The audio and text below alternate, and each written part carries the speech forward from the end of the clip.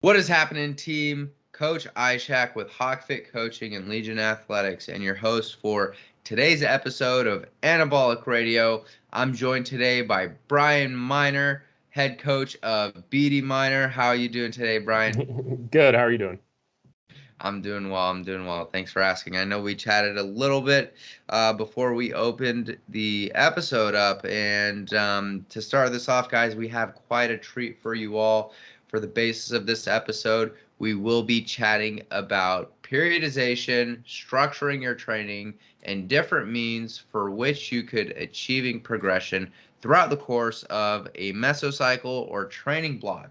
Now, for those of you who are unfamiliar, periodization sounds like a big, fancy, nerdy word, and in the simplest way you could think of it is it's just a means for organizing or structuring your training throughout a given month or throughout a given year.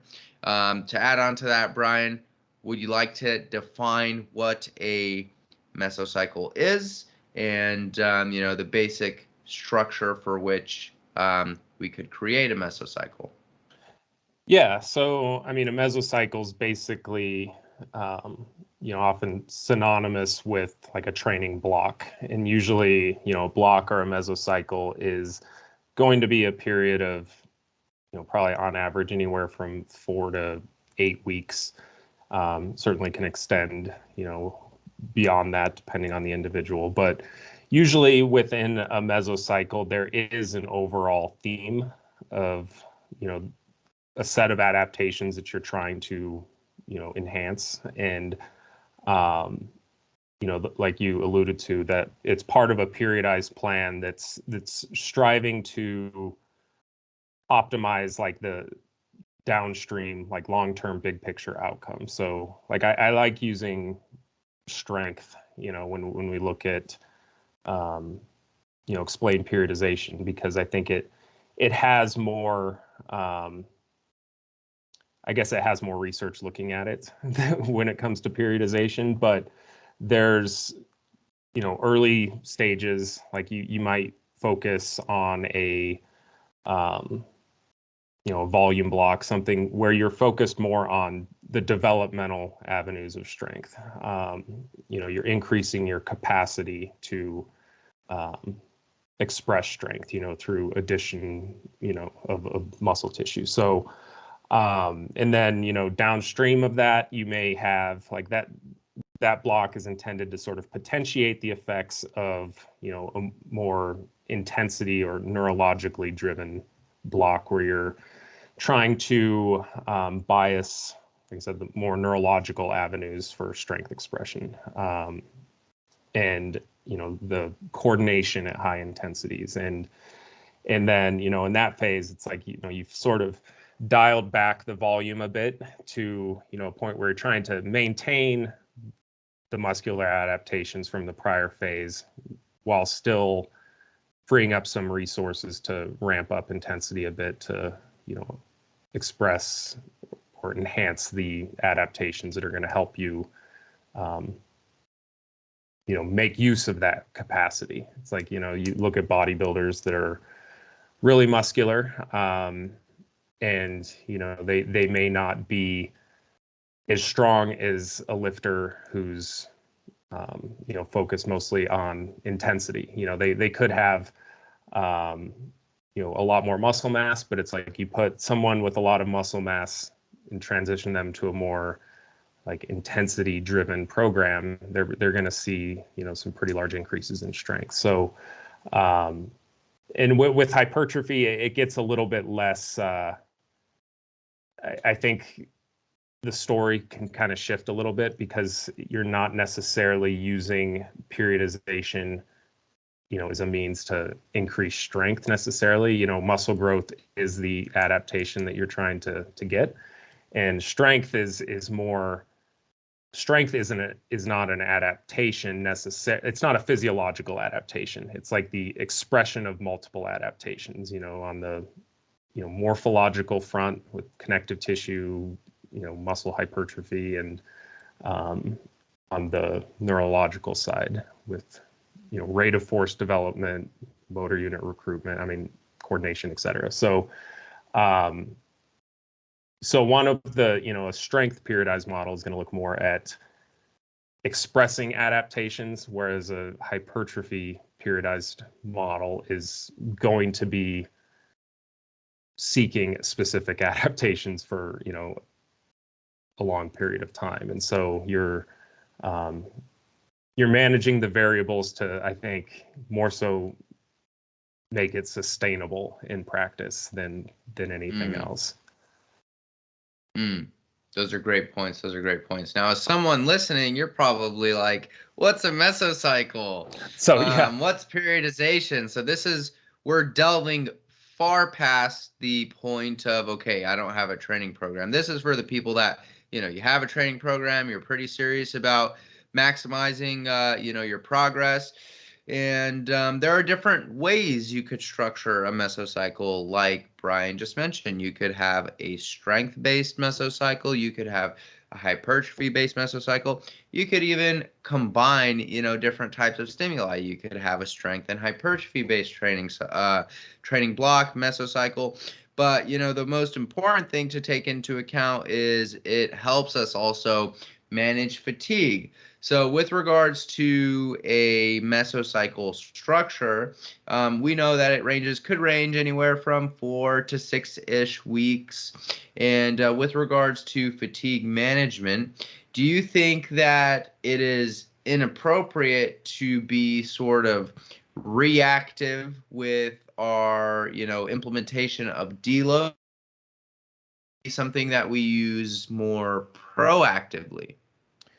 I think it depends on the person, which I know is sort of a cop out answer on the surface, but is a whole, I think I would lean more towards the reactive side of things, because the like performance is sort of your bottom line proxy for where you stand in terms of fatigue. Um, and I mean, there's subjective, fatigue. Someone can feel, subjectively very fatigued, but still be performing relatively well. And so, um, there's different types of fatigue, and I think how you approach the deload is going to, um, it's going to depend on, what fatigue is sort of leading that race a little bit. Like you could be performing well, Mm, but your joints could feel pretty beat up. And so it's like you want to be reactive because that's sort of your bottleneck. You don't want to wait until like there's this, some of the reactive camp is like, okay, wait till performance starts to see a dip, then take a deload. Well, I would argue, that's not always appropriate, because I think the longer you train, the more like little aches and pains can start to be what impacts your productiveness, and it has residual consequences if you push through it. And so, um, I don't like to oversimplify it, like just looking at performance, but when it comes to how fatigue is impacting like actual, like your state of readiness, then performance is going to be, a decent um, proxy for that. And I think also, in situations where like an athlete is dieting, like contest prep, for example, I think a case can be made to be a little bit more proactive there, because things can kind of go south quickly mm, in those situations. If you lower calories halfway through a block, your recovery, takes a hit. You may just want to plan on more regular deloads just to kind of keep you, square throughout the block, rather than risk, overreaching, um, or non-functional overreaching by pushing it too far. So yeah, I think it definitely depends on the situation. But I know for me personally, it seems the longer I train, the more like how I physically feel in terms of like aches and pains, and just if I start to feel beat up, like I know maybe I pushed it a little too far. Um, Mm.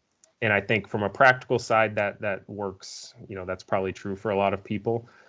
Um, but you're not using metrics that are assessing, you know, um, like Like it you're putting doesn't all tend. your eggs in one basket for Yeah, subjective feedback. yeah. It's like you're not waiting until you feel like you're, when people use the term like centrally fatigued or their CNS is fried or something like that. It's those are two different, I guess, subjective messages that are coming through to people. And I like to base an approach when it comes to deload based off of the weak link in the chain, and because you don't want to push too far, especially when it comes to, like, if you push far, get banged up, and then you enter your next block and you're sort of in this debt in terms of recovery when it comes Mm. to how you feel with your joints and whatnot. That can, that's not a good situation either. So Mm. um, so Those are yeah. great points. I would definitely agree. I mean, fatigue management is half the battle of program design. And for those of you who are listening, you're thinking mesocycle. Oh, what does that mean? So we just previously said it could range anywhere from 4 to 6 weeks. And then, generally throughout the course of a training block or throughout the course of a mesocycle, there's only so much fatigue, whether that be central, whether that be peripheral, that you could accumulate before you have to take the time to bring it back down to baseline. So deloads are a tool that are utilized. It could be either reactive or proactively at some point within a mesocycle. And it not only helps us manage fatigue, it also improves our recoverability. So, when we finish that deload, we're able to head into a new training block and we're in a better position from a performance standpoint, and we're in a better position from a fatigue standpoint. We're able to express those newfound adaptations that we achieved throughout the course of the previous training block. So that's a great point. And to kind of take it a step further, what would you say to people who, claim that, oh, periodization doesn't matter and structuring your training XYZ mesocycles don't matter? It's all about just going to the gym and doing the work. And maybe this has more nuance for something like a strength-based athlete versus, a physique athlete. Hmm. Well, I think the support for a periodized plan is certainly stronger when it comes to strength when we look at actual research. um, when it comes to hypertrophy, though, it is a little bit misleading. Or I shouldn't say misleading, but it's not as clear. And I think a big part of that is just the nature of hypertrophy adaptations in general. I mean, um, the time course for putting on muscle, an appreciable, measurable amount of muscle is going to be longer than, gaining these neurological like you could have somebody gain, an untrained individual, gain a significant amount of strength in just, 8 weeks. Whereas, if you have a trained population that's, looking at the impacts of periodization on hypertrophy, it can be pretty underwhelming. In both case, you may, if you were to drag out these studies for, you know 2 years, you may see a more robust difference. And I think, um, with hypertrophy, I think it becomes more sort of, as you alluded to, a the objective of fatigue management and just making sure you're setting yourself up for, a productive, you know road ahead, more so than like trying to peak for strength or maximally express, neurological adaptations. So, um, and kind of to your point, when it comes to deloads, it's like if you deload and then, a couple weeks later you find you're in a better position than you were before, then chances are you didn't deload too early. It's like that's a Mm. net positive. Um, so I think you have to be, I guess, aware of your, look at this data that's coming in, with performance, because I think sometimes people look for like the answer without sort of looking at what's right in front of them. It's, Mm. okay, should I deload, proactively or reactively? And at the end of the day, it's like you go into the gym, train hard, you deload, now you're in a better position, you feel good. Like Is that that's a that bad that is thing? the yeah, that's the outcome that you're after. At that point, it's like, is it really, like, yeah, it can be refinement at that point, but um, it's not it's not going to make or break your training unless you go to an extreme, I think. So, Mm. um, but Those are great points. Those are great points. And I think a big part of it is just time, experience, and tracking the variables within your immediate control, whether that be subjective or objective, data. But when you look at this data, you pull up your spreadsheet. For me, I track all this with my clients in the spreadsheet. I look at it and I'm able to kind of get a time course for, when they need to prioritize recovery a bit more.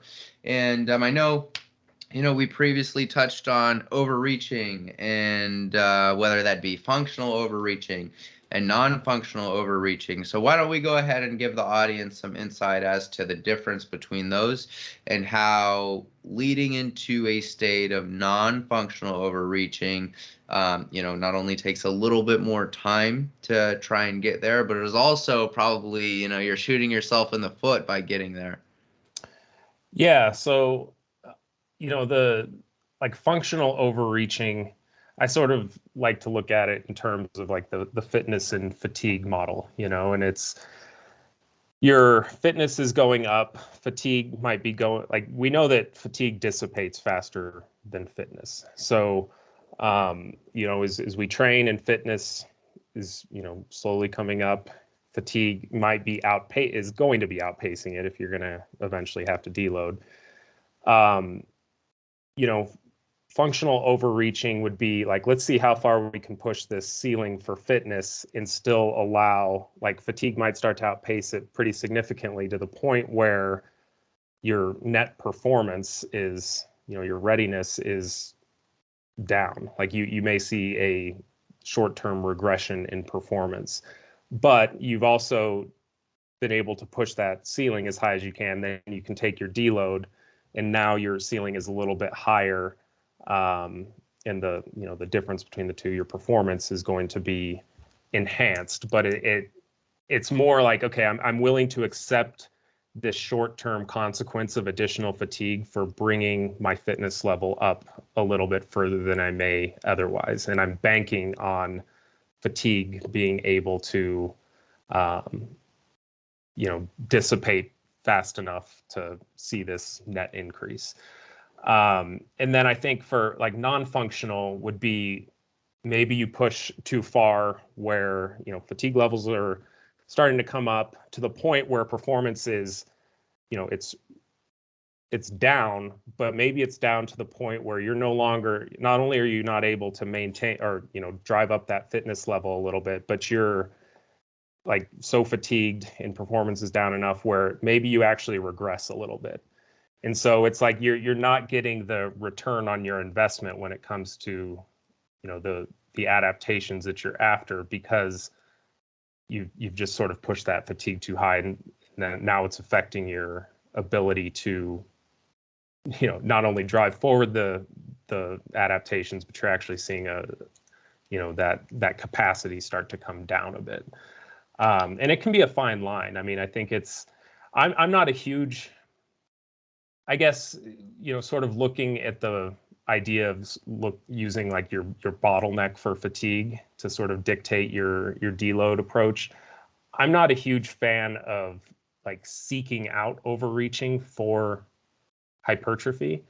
Mm. Like I don't think it's, I guess in the grand scheme of things, like across, a year, I'm not and there's not a way to answer this definitively, but I'm not sure in many cases that that's going to be more advantageous, because now you're also having to address, like you're spending more time having to address that fatigue, or you're having to go to larger means to dissipate that fatigue, and in the process of trying to get those extra few percent on the fitness side, you're maybe setting yourself up for, a hard time going into the next block. Maybe you're carrying some residual fatigue into the next block because you accrued, this more fatigue than necessary in the last block. So I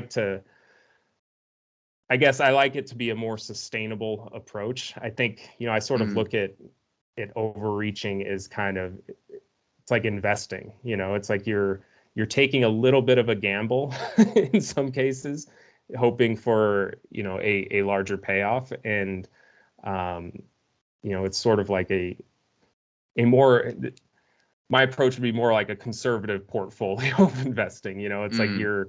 you're, you're in the game, but you're not pushing it to the point where you might be risking, downstream consequences to a large extent. So, I don't know if that makes sense, but yeah, I think it's Makes um, perfect sense. That was a strong analogy. I like that you're conservative. I like to try and make the big bucks. So that's the difference in our yeah. approaches. But I think part of it is not saying like, oh, you don't like to make big bucks too, but I think part of it too is like for me and my clients, when I feel like I've spent a sufficient amount of time with them and we've structured their training and their I know their calories are relatively good to support a lot of those recovery processes. Yeah, I feel like, I wouldn't say it's not inappropriate, or that I wouldn't say it is inappropriate to try and push for an overreaching phase, and they completely try and empty the tank and Hmm. just try to aim for progression that week. And it's always going to come down to case by case individual basis. But I also, just to go back to what you said, you said there's no like 2-year training studies. Hmm. And if there was, that would be great. But a lot of this too is when you first start a training program, for those of you listening, a majority of the adaptations that you achieve when you first start a training program are going to be neurological in nature. So, your nervous system understanding how to recruit the most appropriate muscle fibers to contribute to that exercise, and really just controlling tension throughout the entire, or maximizing tension on the target muscle throughout the entire range of motion. These are things that take a little bit of time. So when you start a training program and you anticipate to see, substantial amounts of muscle growth, just always be objective of the fact that it's also, it's going to take a good amount of time in Hmm. order to do that. Yeah. And great points, great points. Yeah. And just to kind of piggyback off one thing you said, I think the overreaching thing is absolutely dependent on the individual. I think when I say like I prefer a more conservative approach there, I'm sort of looking through the lens of my own training to some extent there. Whereas like if someone's, younger, like very resilient physically, and they can handle it, and we're not, it doesn't feel like as much of a gamble, um then in those cases it's like, you might have more to gain there. And so so I think, I guess, is a not a definitive um rule to go by, but just a rough guideline is like the further someone gets in their training career, the less I may lean on regularly using overreaching, to within a hypertrophy program anyway. Mm, great points, great points. So we've chatted about training structure, we've chatted about deloading, and now let's talk about progression. Okay, so oftentimes many people fall for the fallacy that thinking more load is better, when that leads them to increase load to the point to where they can't even control whatever they're trying to move with the target muscle. And this is also where it becomes really important to just ensure you're setting up and executing your movements properly, so you're kind of more specific with where you're directing a majority of that tension. And when it comes overload, obviously we know we're able to progress through load or weight, but there are also other variables we're able to progress throughout the course of a mesocycle to still, try and progress the stimulus, such as, whether that be, and it'll depend on the type of training program and the adaptation you're trying to achieve. But, generally there's, you could progress through reps, you could progress through intensity, you could progress through sets, improve control, same load at a lower RPE, improved tempo. So it's very important to remain objective of the fact that, it's not always increases of load or weight to try and, progress throughout the course of a mesocycle. Brian, would love to hear your thoughts there. Yeah. Yeah, I obviously all of that's, I'm in agreement there. I think it's an easy idea to sort of fall into the trap of believing like progressive overload. When people hear when load is part of the title of the principle, it's easy to kind of overemphasize that. But I've talked about overload quite a bit, and I think ultimately, looking at it from, I think, a physiological level, or not necessarily like the nitty gritty physiology of it, but just looking at it like the external stimulus that you're applying, the load on the bar, like what are we, like, ask yourself, what am I doing right now that's maintaining a relative stimulus for a muscle group. And so I like to look at stimulus both like as an absolute sense and kind of a relative sense. And so we you're going to have to over time increase the absolute stimulus in order to maintain like the required like relative stimulus, like that stimulus threshold in order to grow. And a lot of this, like, progressing in reps is certainly an avenue people commonly take, which they should. So I guess I look at it, I've talked to Kaz Hansen a good bit about this, and for the most part, I think we're in agreement with everything. I think sometimes the terminology, maybe we have different terminology for things, but the way I've always explained it is, overload is imposing a stimulus that's sufficient enough to elicit a positive adaptation.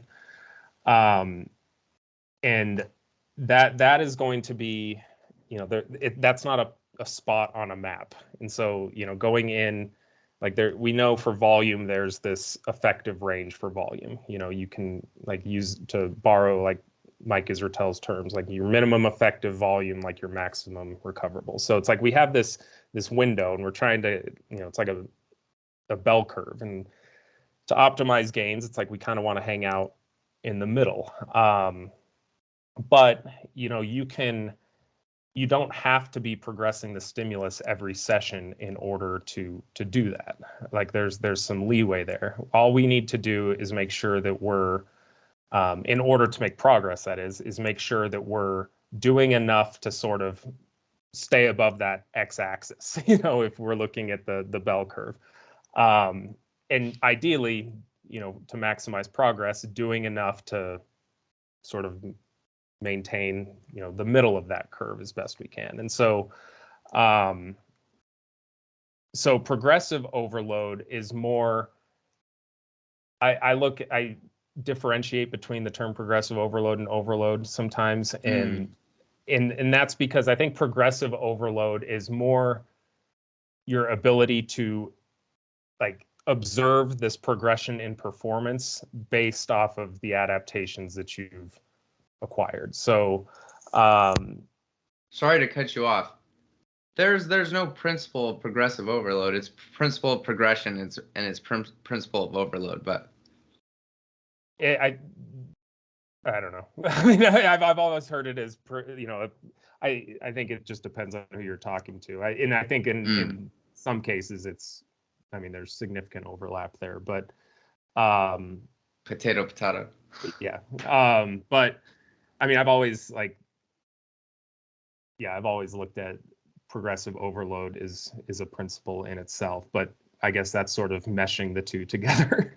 But the progressive overload is being able to observe these adaptations through your training. So, and being able to perform an additional rep, like all else equal, being able to add 5 pounds, being able to perform an additional rep, not only is that, likely going to maintain, this overload stimulus, keep you above that threshold, but also it's it's a direct consequence of those adaptations, if that makes sense. So the act of adding the weight and the act of performing the additional rep aren't necessarily what's driving or, causative of these adaptations for, actually occurring, if that makes sense. So over time, obviously it needs to happen, but in some of this, people can argue this is, semantics, but I guess when you look at it in terms of there being this range for stimulus that can be effective, you start to realize that adding weight every single week or every single session, it's absolutely necessary in order to give the green light for your body to make gains. That's sort of an inappropriate way to look at it. It's keeping progressive overload is essentially keeping pace with your adaptations that overloading training is providing. And so it's they're certainly interrelated, but if you look at just the progressive overload side and ignore that range of acceptable stimulus, people can start to get into trouble, and technique can suffer, and they're just focusing on the wrong details. They're not letting these they're trying to chase these adaptations rather than providing an adequate stimulus, letting these adaptations occur, and then that's going to sort of increase that ceiling, which now, in order to, recruit the same, place the same amount of tension on those muscle fibers, now you're going to need to increase your stimulus in order to do that. So more is better to a certain point, Yeah. More is better if you could recover from it. If you can recover from it. And I mean, you look at, that bell curve applies to a lot more than just volume. So I would argue more isn't better if you can recover from it, if it results in you being on the right side of that curve. If you're, and that's one critique I have kind of the idea of, the maximum recoverable amount of volume or stimulus would be optimal. And it depends on who you talk to there, but if you're approaching that point where you're training at MRV, then it's certainly possible you're past the peak of that bell curve. Like I said, anything above that x-axis, I wish I could have a visual here, but anything above that I know. x-axis, I'm just visualizing all these graphs in my head right now. So for just the think audience, you got to tune in on YouTube. Yeah. So if you if you just have an x and y axis, and on the x-axis you have the bell curve emerging, the peak of that curve is going to be where you're making your best progress or your best adaptations. The bottom, the far right of that, you could be doing more stimulus, still recovering from it, but it be suboptimal, because now it's probably more of an issue of fatigue. So there's a sweet spot there, and that window throughout your training career is going to narrow a little bit. But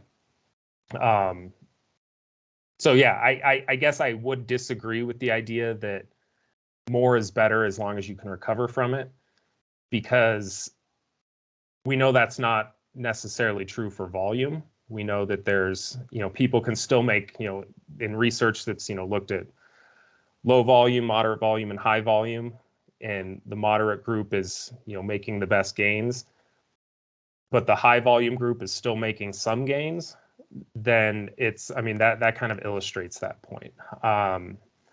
So I think the question then becomes is, how do you know you're making optimal gains? How do you know you're in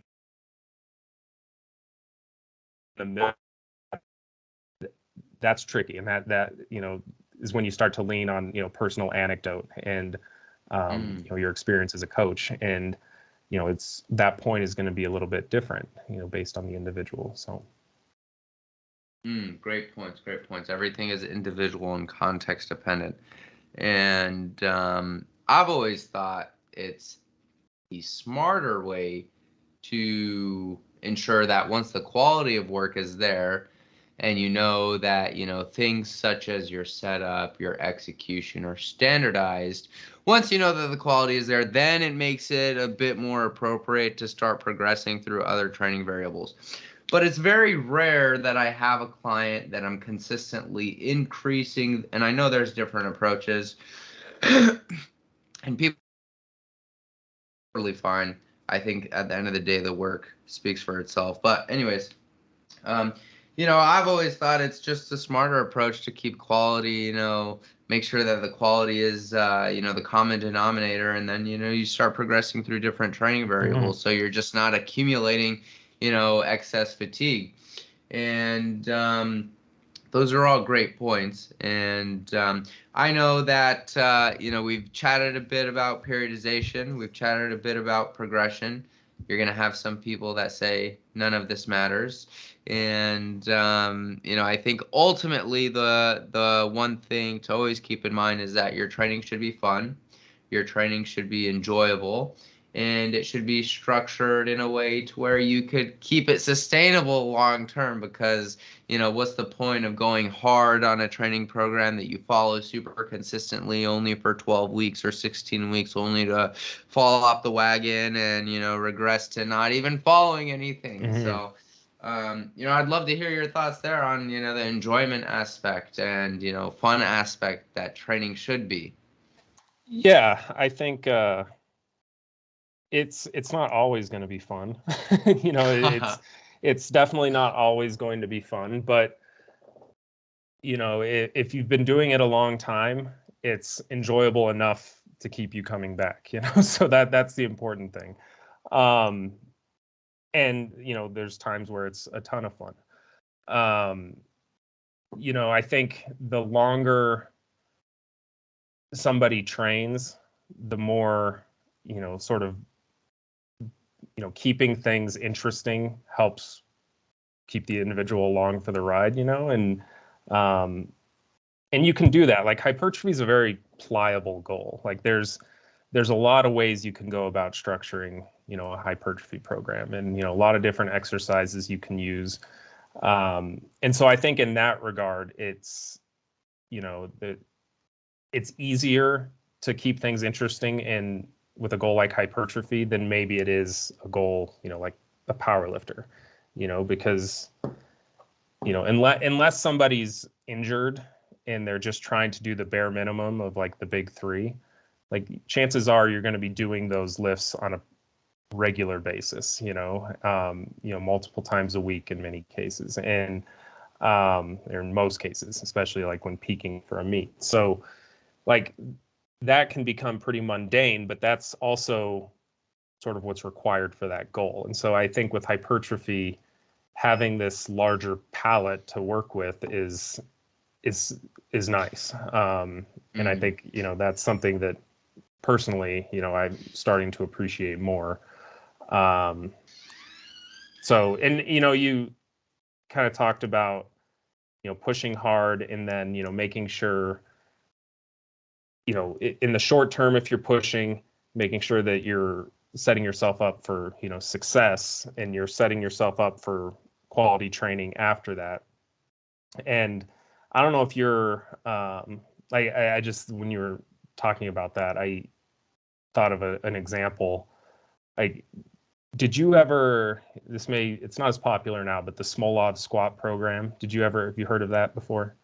So it's this Russian squat program, and it was really popular, kind of within the strength and bodybuilding community in probably like 2010 to 2014 or so. Like there was a point where everybody seemed like had tried Smolov at some point, but basically it was like this super aggressive, um, like high frequency programs. I think it was 4 times a week.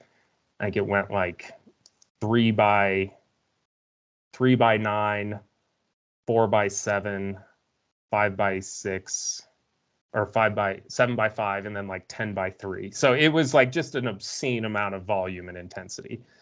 And people would sort of see this and they would run it and make ridiculous progress because it was just hammering you with volume in the short term.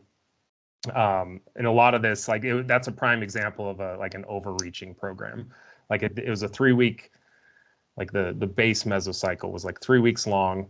Then you would just take a week off, like just no training for a week. And you'd come back, and most people would have, put anywhere from like 20 to 40 pounds on their squat, or their bench. Well, 40 not on their bench scale, God but damn. well, not on their bench. But like on squat, like I think I ran it once, and I think that's the first time I ever squatted 500. I think I squat like 475 before that, ran Smolov, and then 4 weeks later hit a 500-pound squat, which that's for that time period some ridiculous progress. And so that's really enticing. People would see these outcomes and be like, okay, I got to try Smolov. And part of it was sort of this, yeah, it's like you just, people enjoyed torturing themselves with this program. So, but the lesson here is that I don't know anybody who ran that program who continued to build off of that number right after. It's usually like they would hammer themselves with volume. They would see this, robust increase after 4 weeks. And then some people would jump back in thinking they could kind of pick up where they left off, sort of use that new number as their max. And it never worked out that way, and people usually were still a little bit banged up from it. Like it was like Alberto Nunez this was the best analogy I've ever heard for Smolov. He said it's like the spring break crash dieting for resistance training. It's like you get this short-term fix, but then it's yeah, it never pans out in the long run, and so yeah, I think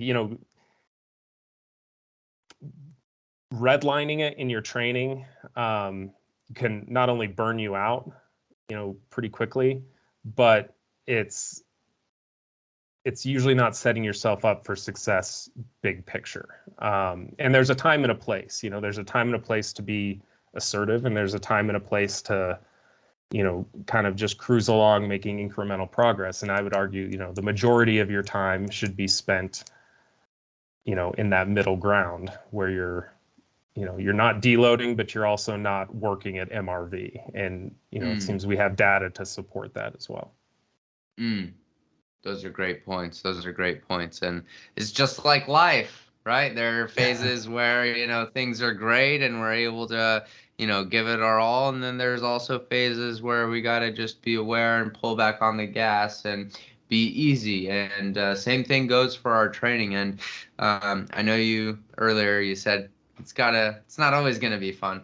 Of course, there's going to be Yeah. points in our training where it's grueling, and sometimes you feel like shit, but sometimes you gotta go in and you gotta do the required work. And maybe sometimes you could auto regulate that to a degree, depending on how you feel. And, we've spent a majority of this episode talking about periodization, talking about progression and higher volume and lower volume and higher intensity. And I know it may be confusing for some people, not for some people that don't have, sort of a theoretical construct for a lot of these principles.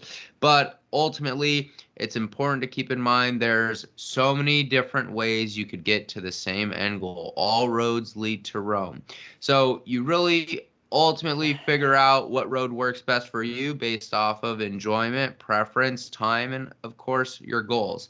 So great points, Brian. And I know before we started the episode, we chatted a little bit about the importance of exercise selection and how more people are starting to realize its value when it comes to training.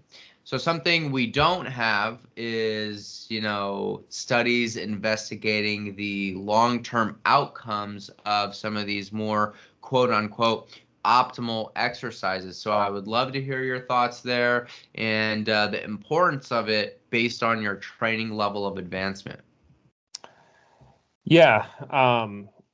We had, like you said, when we started the call, talking a little bit about exercise selection, I think it seems the main topic of like the last half decade has been volume. Like volume drives hypertrophy, and I think that can be it's correlated for sure, but volume in and of itself it's just a vehicle for like attention stimulus, more or less. And so when we look at these meta-analyses, in these ranges, like, okay, 10 to 20-ish sets per muscle group per week on average, like those are reasonable starting points. But I think what's sort of gotten lost in that discussion is like it undervalues the impact exercise selection can have. And so like I think sometimes people have taken that and assumed like, okay, if it works this muscle group, either, is a primary focus or a secondary focus. If this muscle group is contracting in any way, then this counts as a set for that muscle group.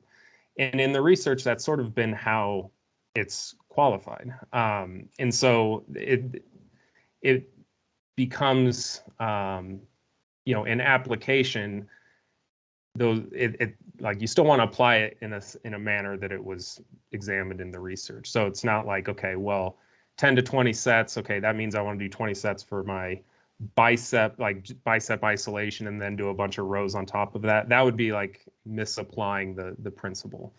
You're gonna get Doug Miller biceps with Yeah. that. But I think once you start, the other thing with these volume studies, they have to standardize effort. And so most of them, are training to failure. And so once you start to look at, quote unquote, trying to optimize exercise selection, you realize maybe you're not training to failure every set. Like those ranges can shift quite a bit, I think. And so, and there's really no way of knowing for the person, exactly what that is going to be, where you're going to land until you try it. But or you're basing it off of historical information, data on the individual. But I think with the exercise selection thing, if you in general, it's like if you can optimize your exercise selection and you can get more out of a given set, like let's say take like a traditional lat pull down, in a lat pull down machine, like a wide grip, elbows kind of flared, like versus something like Kaz has talked about, these more lat biased, shoulder extension driven movements. One of those, like if you're looking at what's going to hit your lats more, it's going to be the variation that's that's catering to the movement that muscle is going to contribute to, the movement at the joint that muscle is responsible for. So you may be able to get away with a little bit less volume, even though they're both like would be qualified as back movements or lat movements. And there's debate there, obviously. one of them is going to be better for biasing your lats. And I don't think there's like, I don't think it takes a study that directly compares hypertrophy between a wide grip lat pull down and, a more, extension driven lat pull down to be confident in saying that, at least across like a long period of time. But so I think once you start to optimize exercise selection, it seems that in my experience, I feel like I can get away with a little bit less than when I was more haphazard with it. And I also find like with individuals, like I'm more, I still like to give some autonomy to their exercise selection, but putting more parameters on what they can do there, rather than like, okay, do any vertical pulling movement and we'll just call it good. It's like that'll get you, on the road, but it's not going to be optimal for them. And so, so I think, there's benefits to it in terms of just a logistical standpoint. I mean, I think if you can perform, get more out of each set, perhaps perform a little bit less volume for a total, given stimulus for that muscle group, that's good. And also maybe you've been constrained by time in your session and you could handle more volume, and now doing these sets, and optimizing them, you're able to, be able to afford getting more volume without, these other issues becoming prevalent. Like, if you're performing an exercise incorrectly, like at a joint, that could lead to some, inflammation and everything like that, which could sort of bottleneck the amount of volume you can actually perform to begin with. And so I think from a longevity perspective, I definitely appreciate that. And I think there's been a large sort of resurgence and acknowledgement of the impact that it has. And I think, to give credit where it's due, I mean, there's obviously been a lot of, he's not the only person that's, had this message, but I think Cass has had a big role in that, is kind of reminding people like, hey, this stuff's probably where we should start. And then from there, assess, okay, what's the appropriate amount of volume for this movement, the appropriate intensities for this movement, based on the stimulus we're after. So,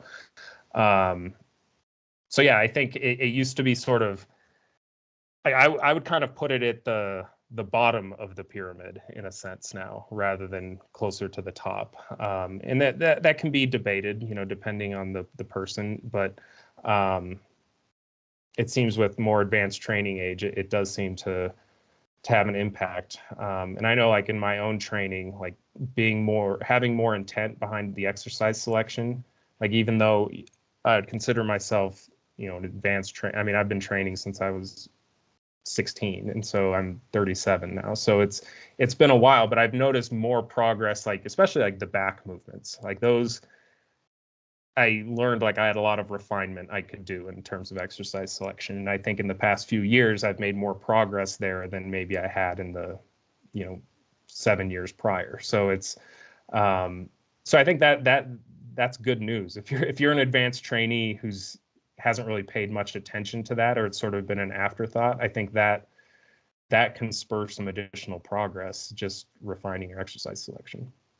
Man, those are all great points. And to round everything off, guys, when we're talking about volume, guys and gals, we're mainly talking about sets per muscle group per week. There's different ways to quantify volume, but that's how we're quantifying it right now, or how we're referring to it right now. And it's important to take into account where you fall on the spectrum of your training age or training advancement, to what degree you're focusing on optimizing or catering your exercise selection. So, you'll get people that say, "Oh, optimizing exercise selection doesn't matter. Just take every set to failure." Okay. So I never really got those types of comments. I never really understood them, because if you're placing yourself in a better position to train said muscle, why would that not lead to a better outcome long term if you enjoy it and you're able to progress that exercise a bit more? And what Brian was referring to earlier was, the traditional wide grip lat pull down in the frontal plane with our arms to our sides, versus the more, I don't want to say spotlight movement has been. I don't know. This movement Yeah, is just, yeah. it places us in a better position to target the fibers of the lat, and that is in the sagittal plane with our arm in front of us, pulling through shoulder extension.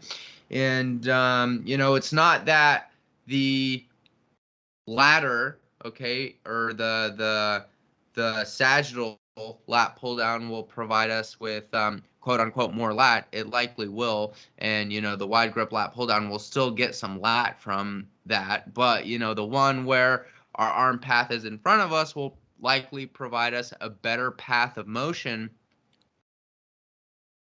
All things to really just take into account, guys. And yes, we love to talk about all these nuances and semantics, but you always have to keep in mind that one, you're supposed to enjoy what you're doing, and two, it's supposed to add to your quality of living. So if it gets to the point to where you don't know what you're doing, or you're stressing about XYZ variable, maybe you get a coach, maybe you reach out to someone you could talk to and bounce a lot of these thoughts and ideas off of. And to round off this conversation, do you have anything you'd like to leave the audience with? Any upcoming, products, projects? Um, well, before that, I guess you mentioned one thing that I want to circle back to. Um, so, the idea of, like, kind of going back a little further in the conversation with adding like progression in set volume. Um, one way to sort of explain this idea that I was trying to convey between progressive overload and overload, if we're defining overload as like a stimulus threshold, we can say that, like a um, adding sets, like, it would be more of an avenue to help maintain an overload stimulus, or get you above that stimulus threshold, where, like, unless work capacity is a bottleneck for someone, that's where I would sort of differentiate it with progressive overload. Like, I look at progressive overload as, this is this enhancement in performance is due to these adaptations. So, like, adding sets, I don't really consider again, unless like work capacity is an issue, I don't really consider a primary avenue of progressive overload, because people can add sets with relatively, if they have more time.